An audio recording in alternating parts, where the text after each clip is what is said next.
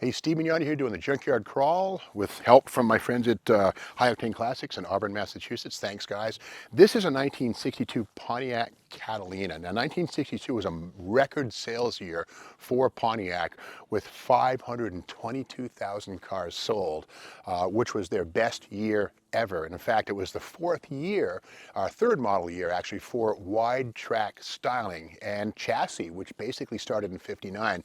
And Pontiacs were unlike any other GM passenger car division. They had about a 4-inch wider wheel track. The axles front and rear were wider apart. That gave the car a tires to the edge look, and Pontiac capitalized that on the Pontiac wide tracks. And again, by '63 it was really starting to work. But of that 500,000 Pontiacs, 45% of them were Catalinas, and of those, a mere 46,024 were two-door hardtops like this one. Now, we can't open the trunk on this, but this basically was pretty much the styling leader in General Motors in 1962. Now, the Chevy Impala was also beautiful, but the Catalina and the Bonneville and the Grand Prix, which came along this year too, were just pretty much the perfect balance of style and form and subtlety and understatement. Now, this one does not have the 8-lug aluminum drums, which were first seen in 1960. This one has the standard wheels, you know, with the Pontiac axle underneath it right here.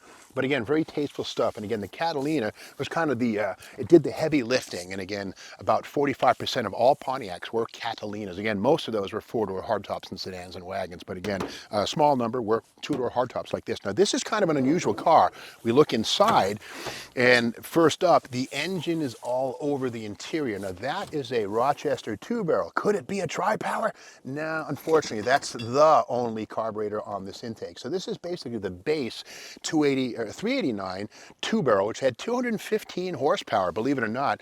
With triple carbs and a hot cam, they would have 133 more horsepower as the 348 horsepower engine. But again, this is the base 389 2-barrel with the log type manifolds right here. But something that makes this very interesting is the fact it's a 3 on the tree. Now, the shifter is missing, but there's a stub right there and the 3 pedals right there. And most important, these were mostly sold with automatics, which was $231, and the dashboard surround has this plate right there. On the majority of cars, that would have the indicator for park, reverse, neutral, low, whatever. But on stick cars, that block-off plate filled in the hole. So very weird. Now in the back we see the bell housing, the flywheel, the aluminum water pump, distributor, and again, the 3-speed manual. Something happened apparently. I would say a transmission problem. You can see the transmission case right there on the floor. That's a Borg Warner 3-speed manual right there. Again, if this was a 4-speed, there would be a shifter on the floor. We would not see the column shift arm location right there. So really strange. Somebody bought a 2-door Catalina hardtop, a very sexy car in its own way, but got the bottom level 215 horsepower 2-barrel 389 with the 3 on the column. And again, back in the day, 3-speed manuals weren't that uncommon. And the guy who was 50 years old in 1962 to buy this thing was born in 1912. So he probably grew up with 3-speed manual transmissions and thought that was normal. Today we think, what the heck, why would you do that? But it was kind of normal, and more often you would see a 3-speed manual than you might think. Now this one does have something kind of cool right here, this little spotlight, just the things you find inside cars at the junkyard. Now this car does not have the hole for it, but this is a classic accessory. It's a little add-on spotlight. We see it right there. You turn the handle and it wigs and wags, etc.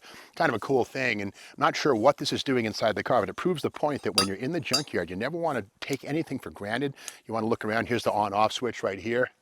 You get those kids necking in the woods, you turn this on and bust their night. Go home, Mary Lou, whatever the heck, you know. But anyway, this is the spotlight that you would potentially have installed on a car like this. Although I don't see the hole in the A-pillar. And in fact, that would have been a hard install on this thing right here, because the A-pillar is kind of strange with that wraparound windshield.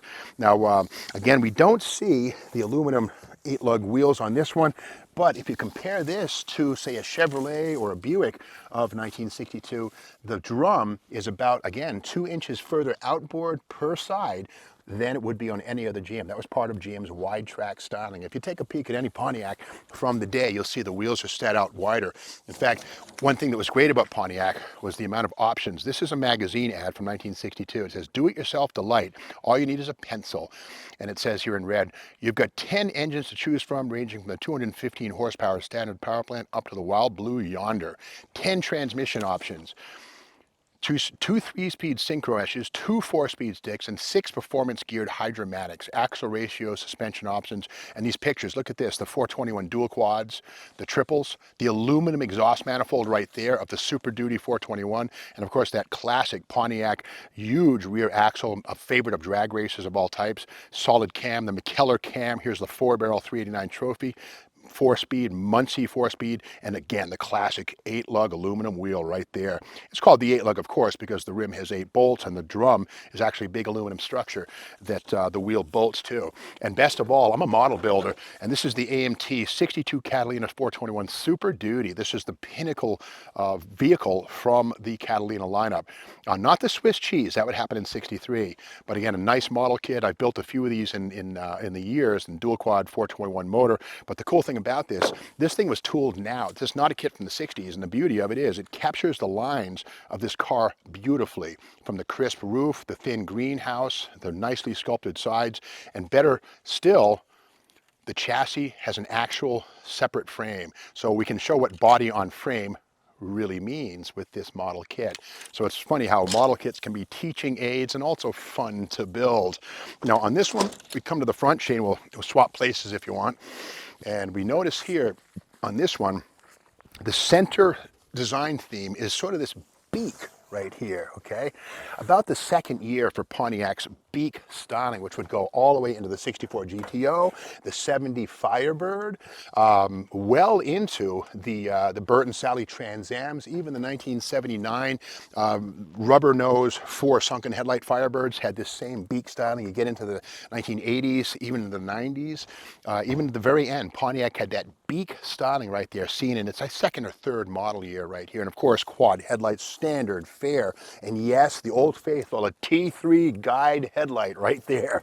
T3, of course, means tilt 3 degrees down and outward for proper orientation when aligning the headlights. And of course, Catalina right here. Now, 1963 would be the year that the Catalina would be a little more bloated. In fact, it was so bloated that to go drag racing, Pontiac whipped up a small number of Swiss cheese Catalinas with aluminum front bumpers, fenders, and hoods. They were so big, they had to lighten them up with exotic metals. But 62 is the year that a lot of people say Pontiac Catalina styling was just about right. Lean, mean, and again, as a two-door hardtop like this thing right here, 40,000 plus were sold to happy customers. But this one here, Grandpa must have bought this one. I say that with respect. You know, the 2-barrel 389 with a 3 on the tree. A lot of people probably pulled up thinking he had a tri-power, only to blow them off in their 409s and their Max Wedge Mopars, but it still looked cooler than those cars did. So that's the story of how 1962, you could get a 3-speed on the tree in your Catalina, and it wasn't that uncommon. If you like this video, be sure to subscribe to the Steam Mag YouTube channel. We'll be back tomorrow with more Junkyard Crawl.